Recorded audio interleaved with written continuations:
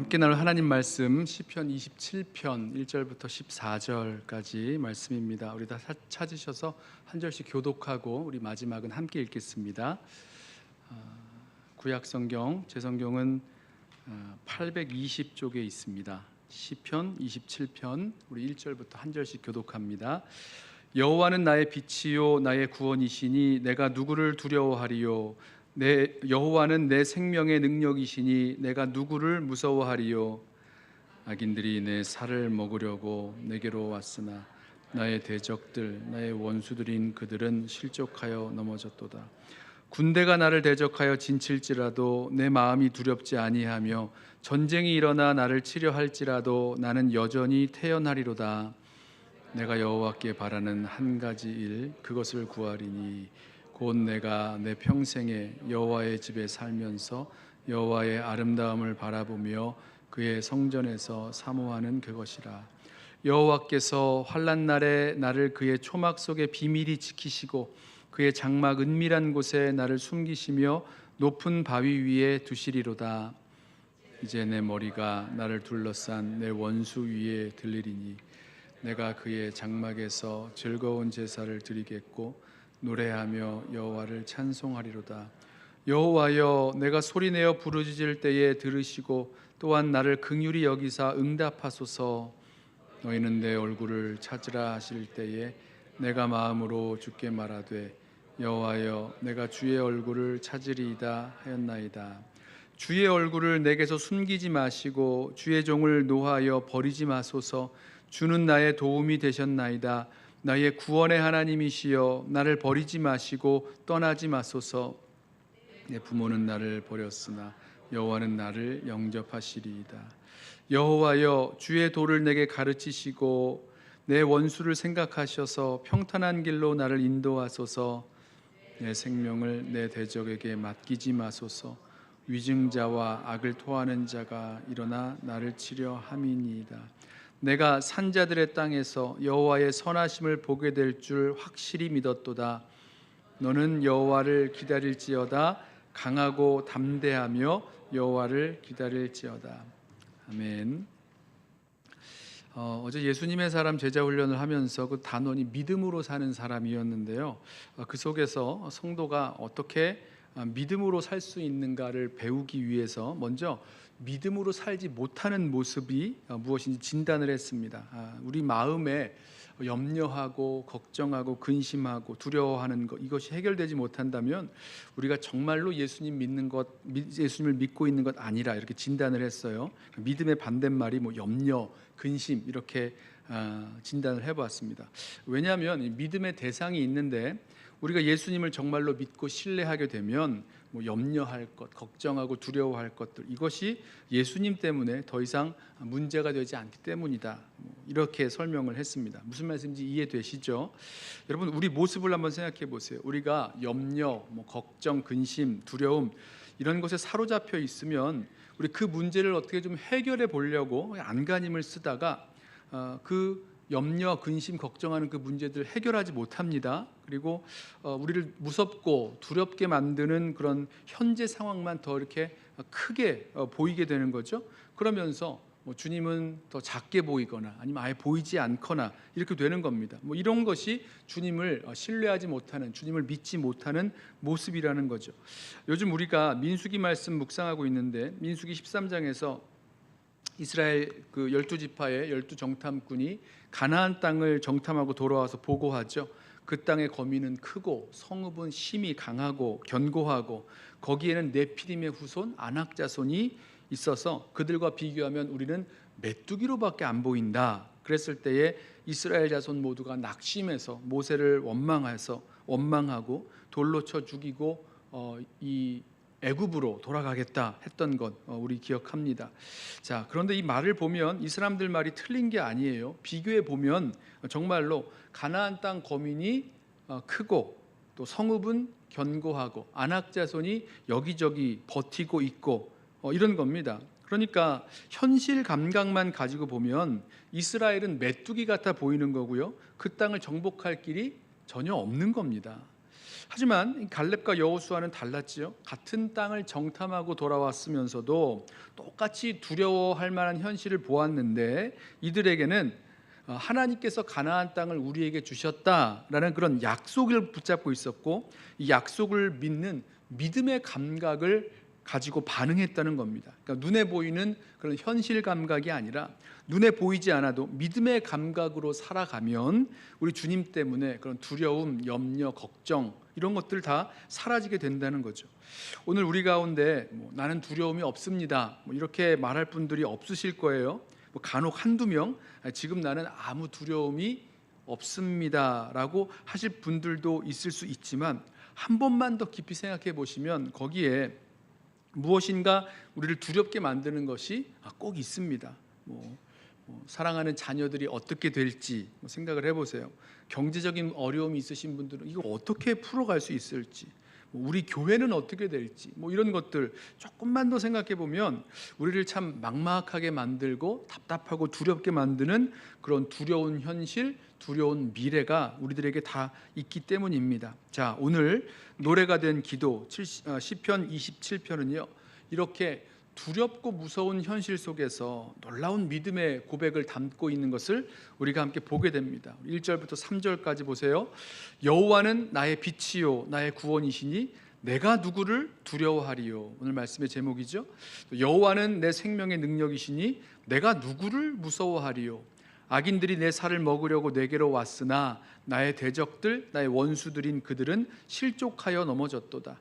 군대가 나를 대적하여 진칠지라도 내 마음이 두렵지 아니하며 전쟁이 일어나 나를 치려할지라도 나는 여전히 태연하리로다. 다윗의 고백을 들어보세요. 내가 누구를 두려워하리요, 내가 누구를 무서워하리요, 내 마음이 두렵지 아니하며 나는 여전히 태연하리로다. 정말로 담대하고 믿음에 찬 그 고백을 하고 있는 거예요. 자, 우리도 이렇게 두렵고 무서운 상황 가운데서 이런 고백을 하는 믿음의 사람 되고 싶지 않으십니까? 다윗이 어떻게 이런 고백을 할 수 있을까? 지금 어떤 상황이냐면 이런 거예요. 악인이 내 살을 먹으려고 내게로 왔다. 군대가 나를 대적하여 진을 쳤다. 전쟁이 일어나 나를 치려한다. 자, 이걸 그냥 문자 그대로 한번 생각을 해보시죠. 누군가 이 악인이 내 살을 뜯어 먹겠다고 왔다는 거예요. 막 죽이겠다고 달려드는 거죠. 나를 대적하기 위해서 군대가 동원되고 나를 잡겠다고 전쟁이 일어난 겁니다. 그렇게 몰려오는 거예요.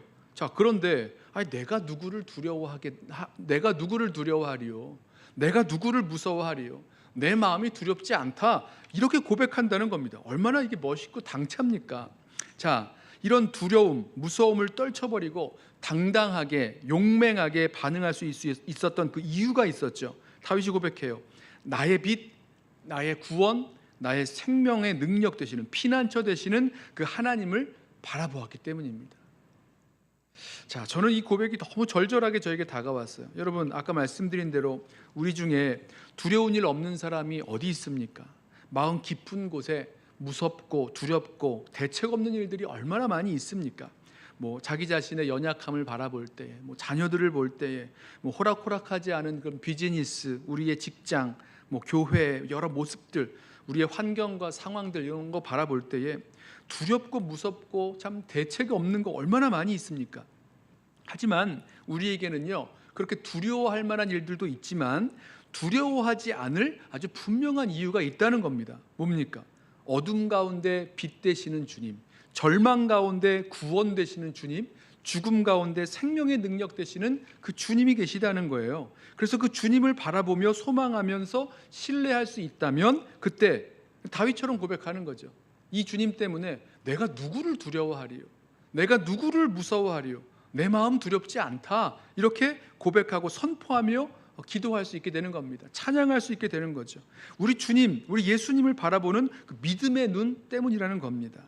자, 빛이요 생명 되시는 주님이 보이면 확신 가운데, 이런 담대함 가운데 거할 수 있지만, 반대로 주님 보지 못하고 이 믿음의 감각을 잃어버린 채 그냥 현실 감각만으로 세상을 살면 그냥 온통 두렵고 무섭고 대책 없는 것들이 너무너무 많아요. 여러분 어떻게 하시겠어요? 눈에 보이지 않는 그런 믿음의 감각을 가지고 주님을 바라보시겠습니까? 아니면 이 현실 감각만을 가지고 세상만 바라보시겠습니까? 당연하죠. 우리 믿음의 눈을 떠서 믿음의 감각을 가지고 우리 주님 바라보면서 나아가야 되는 겁니다. 자, 또 있어요. 다윗이 두 번째로 다윗이 이렇게 내가 누구를 두려워하리요 고백할 수 있었던 그 이유는요, 다윗이 다른 것이 아니라 주님만 구하였기 때문입니다. 자, 4절 보실까요? 내가 여호와께 바라는 한 가지 일 그것을 구하리니 곧 내가 평생에 여호와의 집에 살면서 여호와의 아름다움을 바라보며 그의 성전에서 사모하는 그것이라. 여호와께서 환난 날에 나를 그의 초막 속의 비밀이 지키시고 그의 장막 은밀한 곳에 나를 숨기시며 높은 바위 위에 두시리로다. 이제 내 머리가 나를 둘러싼 내 원수 위에 들리리니 내가 그의 장막에서 즐거운 제사를 드리겠고 노래하며 여호와를 찬송하리로다. 자, 이 다윗 이 시편 27편의 저자로 알려져 있는 다윗인데요.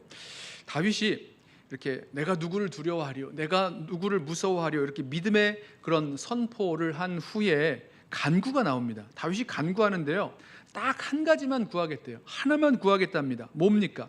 다윗이 구한 한 가지가 뭐예요? 4절 내가 여호와께 바라는 한 가지 일 그것을 구하리니 곧 내가 내 평생에 여호와의 집에 살면서 여호와의 아름다움을 바라보며 그의 성전에서 사모하는 그것이라. 다윗의 유일한 소원, 다윗의 그 평생의 소원이 한 가지인데 그게 여호와의 집, 성전에서 살고 싶다는 겁니다. 성전이라는 건물 때문이 아니죠. 그 성전에 거하시는, 하나님의 집에 거하시는, 임재하시는 그 하나님 때문이라는 거죠. 거기서 하나님 계신 곳에서 하나님의 아름다움을 바라보며 하나님을 사모하며 평생 살고 싶다, 그것을 내가 구한다 라고 하는 거예요. 그거 한 가지만 있으면 되니까 바로 그것만 구하겠다는 겁니다. 저는 이 시편 27편 말씀을 보면서 이게 시편 23편과 좀 닮아 있다라는 생각했어요. 시편 23편도 다윗의 고백이죠. 여호와는 뭡니까? 여호와는 나의 목자시니 내게 부족함이 없으리로다로 시작하는 시편 23편이 마지막에 맞춰질 때에 내가 여호와의 집에 영원히 거하리로다 이렇게 맞춰져요. 비슷하지 않습니까? 자, 다윗이요 정말로 그 평생에 하나님의 임재 가운데 하나님의 임재를 경험하면서 살아가기를 이렇게 사모했던 그 모습들이 여러 장면이 떠올랐어요. 들에서 양을 칠 때 그 하나님께서 그 사자의 발톱에서, 곰의 발톱에서 나를 건져내셨다 이렇게 고백하면서 그 골리앗이 모욕하는 만군의 하나님 여호와의 이름으로 나아가서 달려가서 물맷돌 던지면서 싸웠던 다윗 한번 생각해 보십시오. 그때 하나님의 음성, 하나님의 임재가 더 크게 보였다는 거예요. 골리앗보다 더 크게 보였던 하나님의 임재를 늘 경험했죠. 또 왕이 되어서 그 잊혀져 있었던 하나님의 그 언약궤를 메어오면서 그 앞에서 막 격하게 춤을 추었던, 그 바지가 흘러내릴 정도로 격하게 춤을 추던 다윗의 모습 생각해 보십시오. 언약궤를 그 장막에 모셔놓고 그 언약궤 앞으로 수시로 나아갔던 다윗의 그런 모습들, 하나님의 임재를 정말 사모했죠. 주님의 거하실 그 성전을 짓겠노라고 소원했던 다윗, 물론 다윗이 짓지 못하고 그 아들 솔로몬이 성전을 짓습니다만, 자, 다윗은요 정말 일생 동안 하나님의 임재를 간절히 사모했고 간절히 원했어요. 그리고 주님과 동행하면서 살기를 소원했습니다. 자, 그래서 이 다윗이 하나님의 마음에 합한 사람이 아닌가 이런 생각을 하는데, 자, 특별히 여기 말씀을 보면 이렇게 무섭고 두려워할 만한 상황 가운데서 다윗에게 하나님은 어떤 분이시냐? 그의 초막 속에 비밀이 지켜주시는 분, 그의 장막 은밀한 곳에 숨겨주신대요. 그리고 아무도 미치지 못할 그 높은 바위 위에 올려주시는 분. 그러니까 여호와의 집, 이 성전에, 주님의 그 집에 사는 것이 내 평생의 유일한 소원이다라고도 고백할 수 있게 되는 거죠. 자, 그리고 고백합니다. 다윗이 이제 자신의 머리가 원수 위에, 내 원수 위에 들리리라 확신했고 그의 장막에서 즐거운 제사를 드리고 노래하며 하나님을 찬송하리라 이렇게 고백했습니다. 이 4절부터 6절까지 반복되고 있는 메시지가 있는데요, 여기 보면 하나님이 임재하시는 자리를 사모하며 나아간다는 겁니다. 여호와의 집에 살면서 성전에서 하나님을 사모하며 그의 초막 속에 나를 지키시고 그의 장막에 나를 숨기시고 그의 장막에서 즐거운 제사를 드리고 찬송하는 것, 여호와의 집, 성전, 그의 초막, 그의 장막 모두가 다 하나님이 임재하시는 자리예요. 다윗은요 그 하나님의 임재를 간절히 구하며 소원하고 나아갔다는 겁니다. 자, 이렇게 주님의 임재를 간절히 구하며 소원했던 다윗은요, 그러기 때문에 내가 누구를 두려워하리요, 내가 누구를 무서워하리요, 이렇게 고백할 수 있었다는 겁니다. 하나님의 임재를 간절히 구하며 사는 동안 분명히 하나님은 다윗과 함께 하셨어요. 하나님은요, 자기 백성과 함께하기 원하시는 주님이십니다. 그러니까 성막도, 이스라엘 백성 가운데 성막도 주시고 성전도 주셨고, 예수님도 오실 때 임마누엘 하나님으로 오셨잖아요. 하나님이 우리와 함께 하신다, 임마누엘 하나님으로 오셨고, 내가 너희와 영원히 함께하리라 약속하셨던 주님 아니십니까? 자, 주님의 임재를 간절히 사모하며 구했던 그 다윗에게, 또 그 백성들에게 하나님은 반드시 응답하십니다. 하나님은 우리와 함께 계셔요. 그에게로 들어가 그와 더불어 먹고 그는 나와 더불어 먹으리라 문을 두드리시면서 그 말씀하신다는 겁니다. 우리와 함께하기를 원하시는 하나님이세요.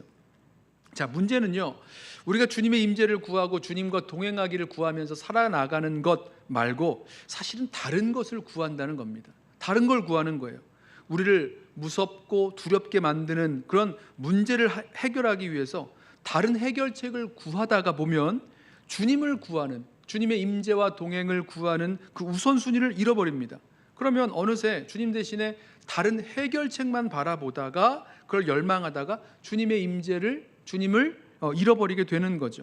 자, 여러분, 우리를 두렵고 무섭게 만드는 그 문제를 해결할 만한 해결책들 여럿이 보일 겁니다. 눈에 보이는 것들, 그런 것들을 구하고 찾다가 모든 문제보다 크신 하나님, 그 문제를 해결하시고도 남을 수 있는 그 능력의 하나님, 구원의 하나님을 잃어버리고 두려움과 무서움에 이렇게 옥죄어서 살아가게 된다는 거죠. 그래서요, 무엇보다도 먼저, 다른 것보다도 먼저 내 평생의 유일한 소망을 주님께 두고 주님의 임재와 주님의 동행을 간절히 바라면서 사모하면서 나아갈 수 있는 저와 여러분 되기를 소원합니다. 자, 그래야 그의 초막에서 지키시고 그의 장막에서 숨기시는 주님 안에서 그 생명의 피난처, 구원의 반석을 경험하면서 내가 누구를 두려워하리요, 이렇게 고백할 수 있게 될 것입니다. 자, 그리고 세 번째로, 마지막으로 내가 누구를 두려워하리요, 이런 고백을 할 수 있었던 그 이유는요, 하나님의 얼굴을 구하는 확신의 기도를 했기 때문입니다. 오늘 말씀을 읽다 보면 7절부터는 좀 분위기가 상당히 달라져요. 7절부터 말씀을 읽어볼까요? 여호와여, 내가 소리내어 부르짖을 때에 들으시고 또한 나를 긍휼히 여기사 응답하소서. 너희는 내 얼굴을 찾으라 하실 때에 내가 마음으로 주께 말하되 여호와여, 내가 주의 얼굴을 찾으리이다 하였나이다. 주의 얼굴을 내게 숨기지 마시고 주의 종을 노하여 버리지 마소서. 주는 나의 도움이 되셨나이다. 나의 구원의 하나님이시여, 나를 버리지 마시고 떠나지 마소서. 다윗이 지금 자신이 당한 그런 어려운 상황 속에서 하나님께 호소하며 부르짖으며 응답해달라고 간구하고 있는 거예요. 근데 여기서 어떤 말씀을 붙드냐면 이제 하나님께서 이런 말씀을 하셨다는 겁니다. 너희는 내 얼굴을 찾으라. 주님의 말씀이죠. 하나님께서 이런 말씀하셨을 때에 다윗이 대답하기를, 응답하기를 내가 주의 얼굴을 찾으리이다 고백했고, 그리고 내가 고백한 대로 내가 지금 주님의 얼굴을 구한다는 겁니다. 그리고 간구하기를 주님, 주님의 얼굴을 숨기지 말아 주십시오. 나를 버리지 말아 주십시오. 나를 떠나지 말아 주십시오. 간청하면서 나아갑니다. 자, 하나님께서 언제 너희는 내 얼굴을 찾으라 이렇게 말씀하셨습니까? 신명기 4장 29절을 보면 이렇게 말씀해요. 하나님 말씀하시는 거죠. 그러나 네가 거기서 내 하나님 여호와를 찾게 되리니 만일 마음을 다하고 뜻을 다하여 그를 찾으면 만나리라 말씀하셨어요. 예레미야 29장 12절에 너희가 내게 부르짖으며 내게 와서 기도하면 내가 너희들의 기도를 들을 것이요 너희가 온 마음으로 나를 구하면 나를 찾을 것이요 나를 만나리라.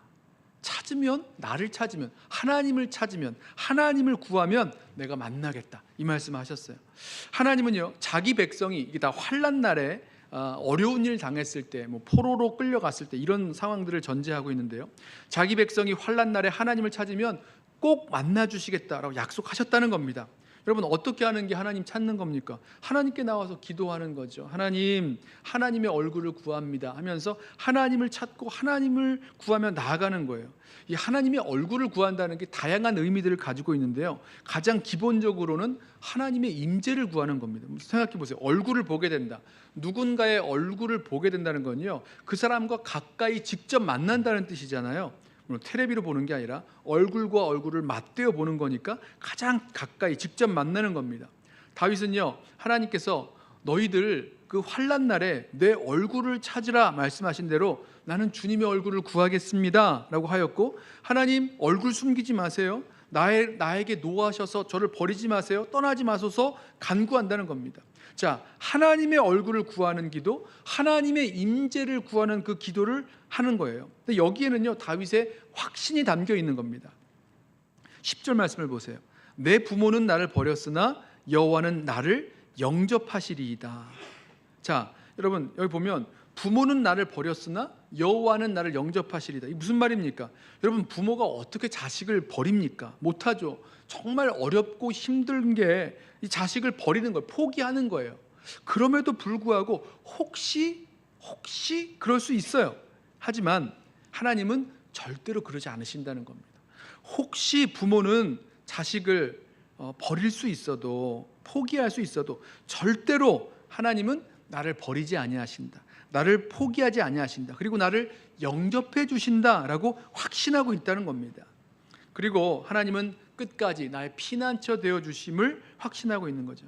다윗은요, 하나님의 인도하심을 구하면서 이어지는 말씀을 보면 다윗의 대적자, 위증자, 악을 토하는 자가 일어나 치려할 때에 자신을 보호해 달라고 간구합니다.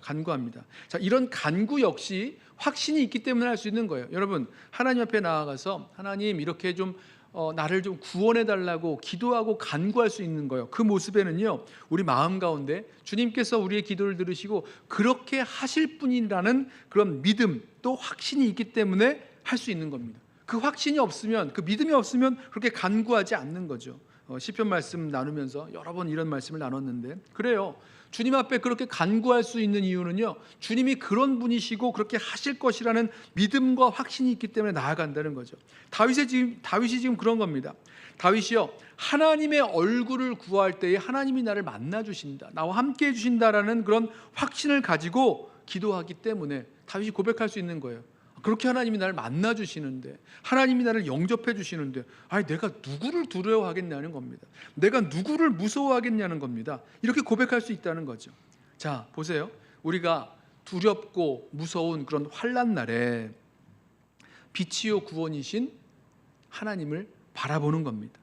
그리고 무엇보다도 다른 게 아니라 하나님의 임재를 구하면서 소원하면서 나아가는 겁니다. 그리고 확신을 가지고 간절히 구할 때, 그러면 우리 고백할 수 있게 되는 거죠. 내가 누구를 두려워하리요, 내가 누구를 무서워하리요. 이렇게 다윗처럼 고백하게 될 것입니다. 자, 마지막 13절과 14절에도 다윗의 확신이 나오죠. 13절, 내가 산자들의 땅에서 여호와의 선하심을 보게 될 줄 확실히 믿었도다. 너는 여호와를 기다릴지어다. 강하고 담대하며 여호와를 기다릴지어다. 다윗이 죽은 자가 아니라 산자로 여호와의 선하심을 보게 될 것이라 확실히 믿었습니다. 자, 이런 것이 두렵고 무서운 상황 가운데 믿음의 감각으로 보게 되는 거죠. 자, 그렇기에 사람들에게 조언하기를, 너는 여호와를 기다릴지어다. 강하고 담대하게 기다리라고 확신에 찬 조언을 전합니다. 이거 기억하세요? 이제 모세가 죽고 여호수아가 이스라엘 백성을 이끌게 되었을 때 하나님께서 여호수아에게 말씀하시죠. 너 강하고 담대하라 하시면서 내가 주겠다고 약속한 땅을 이 백성이 차지하게 하겠다 약속하고 있는 그 말씀 가지고 강하고 담대하라 말씀하십니다. 무엇입니까? 하나님의 응답의 말씀이지만 약속의 말씀, 그것을 붙들고 나아갈 때에 강하고 담대하게 할 수 있다라는 거죠. 자, 오늘 노래가 된 기도 시편 27편에서 우리를 두렵고 무섭게 만드는 그런 위협과 어려움, 고통 가운데서 다윗처럼 내가 누구를 두려워하리요, 내가 누구를 무서워하리요, 담대한 믿음의 고백을 할 수 있는 그런 세 가지 그 길들을 찾아봤어요. 첫 번째는 현실 감각만 가지고 우리를 두렵게 만드는 환경을 바라볼 것이 아니라 믿음의 감각으로 보이지 않아도 나의 빛, 나의 구원, 나의 생명 되시는 그 하나님을 바라볼 때에 그 고백, 내가 누구를 두려워하리요? 라고 고백하며 주님을 찬양할 수 있게 될 것입니다. 자, 그리고 두 번째, 우리를 두렵고 무섭게 만드는 문제를 해결해 줄 다른 해결책 찾는 게 아니라 먼저 무엇보다도 내 평생에 오직 한 가지 하나님의 임재와 하나님과의 동행을 구하면서 바라볼 때에 내가 누구를 두려워하리요? 내가 누구를 무서워하리요? 고백하며 찬양할 수 있을 것입니다. 그리고 마지막으로 우리를 두렵게 만드는 그런 환난날 가운데에도 너희는 내 얼굴을 찾으라 하나님 말씀하셨잖아요. 그 약속의 말씀을 확신하면서 하나님의 얼굴을 간절히 구할 때 내가 누구를 두려워하리요? 이런 고백하며 나아갈 수 있게 될 것입니다. 자, 우리 믿음의 감각 잃지 마시고 우리 구원의 주님을 바라보면서 주님의 임재를 사모하면서 환난 날에 내 얼굴을 찾으라, 내 얼굴을 구하라 하신 말씀에 확신을 가지고 주님 앞에 나아가 간절히 구함으로 내가 누구를 두려워하리요? 내가 누구를 무서워하리요? 고백하며 노래할 수 있는 그런 기도의 사람들 되시기를 예수님의 이름으로 부탁하며 축원합니다. 우리 함께 찬양하고 기도하겠는데요. 우리 하나